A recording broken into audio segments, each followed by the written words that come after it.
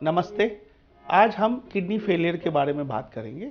मैं हूं doctor Harish Dodeja, consultant nephrologist Fortis Mulund और फोर्टिस कल्याण में, और इन्हीं दोनों जगह पे किडनी डायलिसिस और ट्रांसप्लांट के इंचार्ज।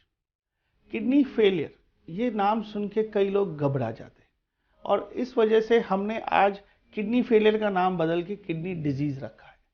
ये दो तरह का हमने क्लासिफिकेशन किया है।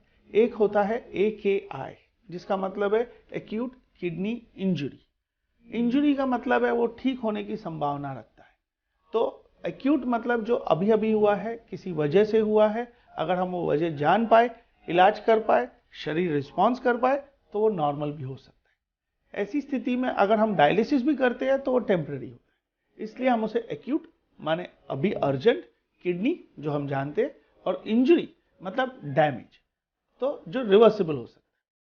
दूसरा तरह होता है क्रॉनिक किडनी डिजीज। क्रॉनिक माने बहुत दिनों से, जो हमारे लिए 3 महीने से ज़्यादा का गाइडलाइन है।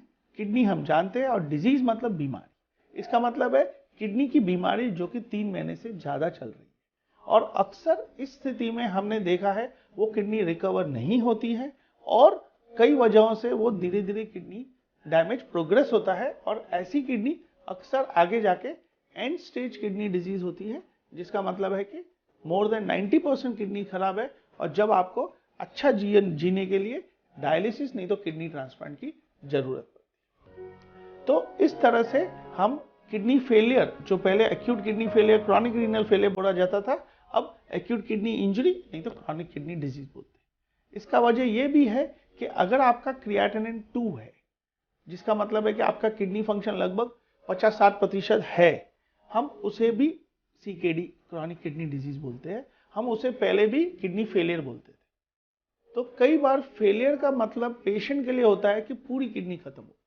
इसलिए कंफ्यूजन अवॉइड करने के लिए हम आज AKI और CKD। तो अगर AKI है तो हम उसका आपको मेरे से 3 सवाल पूछने चाहिए। पहला सवाल होता है कि मेरी किडनी क्यों खराब है, तो हम उसमें पहले डिसाइड करते हैं ये AKI है कि CKD, और फिर उसकी वजह ढूंढते हैं। जैसे AKI का कई बार वजह होता है डेंगू, मलेरिया, लेप्टो, ये बुखार वाले कारण, नहीं तो डिहाइड्रेशन, जुलाब उल्टी होने की वजह से, नहीं तो किडनी के अंदरूनी कोई बीमारी जैसे वैस्कुलाइटिस है या इम्यूनोलॉजिकल बीमारी, उसकी वजह से। उसी तरह CKD जो क्रॉनिक किडनी डिजीज है, उसके वजह हो सकते हैं डायबिटीज, ब्लड प्रेशर, अंदरूनी किडनी के इम्यूनोलॉजिकल प्रॉब्लम, ये वजह हो सकती है।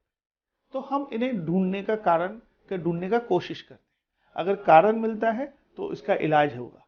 अगर इलाज होगा और शरीर ने रिस्पॉन्ड किया तो क्योर होगा और आप ठीक हो जाओ। दूसरा सवाल उठता है कि अगर मेरा किडनी का कारण नहीं मिलता है, इसका मतलब है मेरा किडनी डैमेज रहेगा और शायद बढ़ेगा, तो मैं उसको कैसे स्लो कर सकता हूं कि मेरा डायलिसिस और ट्रांसप्लांट का नौबत लेट आए। तो उसमें हमारे पास कुछ स्ट्रैटेजीज होती है। जैसे अगर आपको डायबिटीज है तो उसको कंट्रोल करो, ग्लाइकोसिलेटेड 7.2 से कम रखो। अगर ब्लड प्रेशर है तो उसको कंट्रोल करो और ब्लड प्रेशर हर वक्त 130/80 से कम रखो। अगर प्रोटीन लीकेज हो रहा है यूरिन में तो उसको कंट्रोल करो और हर वक्त प्रोटीन लीकेज प्रतिदिन 500 से 1000 के नीचे रखो। अगर आप कोई ऐसी दवाई खा रहे हैं जो किडनी को डैमेज कर रही है, जैसे आप बहुत सारे पेन किलर खा रहे हैं जो हानिकारक है, उसे बंद करो।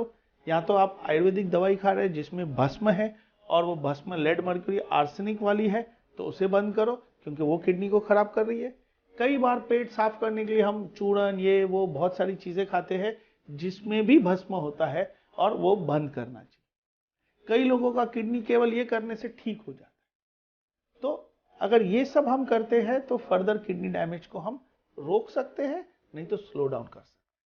और तीसरा सवाल है कि किडनी मेरे शरीर का एक इंपॉर्टेंट अंग है, अगर वो खराब हो रहा है तो उसके वजह से मेरे शरीर पे जो नुकसान हो रहा है उसको कंट्रोल करो, उसको ठीक करो, ताकि मेरे शरीर को नुकसान नहीं हो। जैसे किडनी हमारे शरीर में खून बनाने का काम करता है, तो हीमोग्लोबिन चेक करो।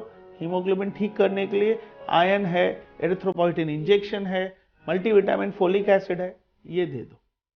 जैसे कि किडनी हमारे शरीर में विटामिन डी हार्मोन को बैलेंस करता है, कैल्शियम फास्फोरस बैलेंस करता है, उसे ठीक करो। जैसे हम कैल्शियम देंगे, फास्फोरस बाइंडर देंगे फास्फोरस कम करने को, विटामिन डी देंगे। किडनी हमारे शरीर में ब्लड प्रेशर का संतुलन बनाता है, नमक और पानी का कंट्रोल करके उसको कंट्रोल करो। तो इस तरह करने से हम किडनी फेलियर की वजह से शरीर को नुकसान नहीं होने देते हैं, ताकि वो शरीर तंदुरुस्त रहे। तो इस तरह से जो किडनी फेलियर पेशेंट है या किडनी डिजीज वाला पेशेंट है, उसका हम इलाज करते हैं। Thank you.